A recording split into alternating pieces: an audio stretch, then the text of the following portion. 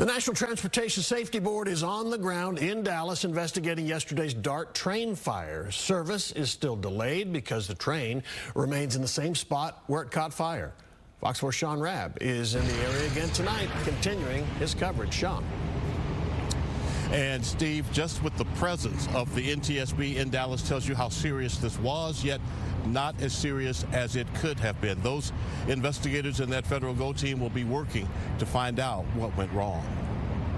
The National Transportation Safety Board is on the DART train with DART engineers, trying to find out how and why that train caught fire. I think there will be several investigations, so making sure that all of our internal team has a chance to look at what's going on, and then we have safety regulators that come in, of course, and make sure that they get to do an investigation as to the cause and what happened. DART's light rail runs on electricity from high-voltage substations and cable lines called a catenary system that sends power to the trains through a device called a pantograph. And that's what we're trying to investigate right now. We don't know exactly what the cause was, and it'll take us some time to make sure that we do that. We want to make sure that we go in, look at the trains themselves, look at the catenary system in those areas, and we're trying to do that as quickly as possible so that we know what it was, and then also that we can get the line and that part of the CBD back open. 40 people were evacuated, either getting out themselves or getting help.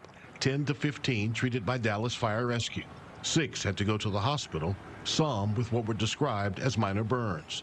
DART and Dallas, thankfully, dodged what could have been a tragedy on the tracks. When an incident like this does happen, it's very serious, and we were very thankful that there was quick thinking on the part of the passengers on the train to remove themselves, the operator himself to help passengers get off of the train yesterday, and that what they went through was not worse than what it was yesterday.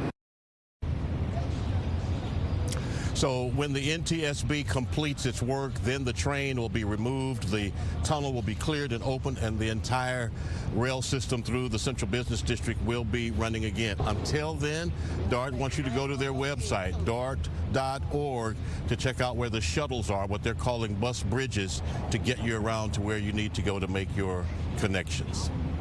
Sean, just to reiterate, because the NTSB is here, that doesn't necessarily mean they think something suspicious was involved here. They just investigate all accidents of any kind, right? So, yes, airplane, trains, right, motor coaches, buses, all of those kinds of accidents, the NTSB investigates. They don't believe anything nefarious took place, but what caused the accident?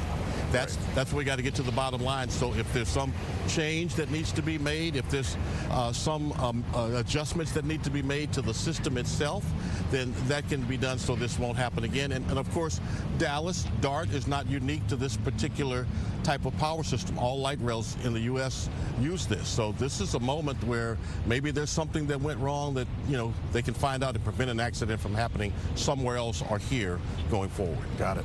Sean Rabb in Dallas. Thank you, sir.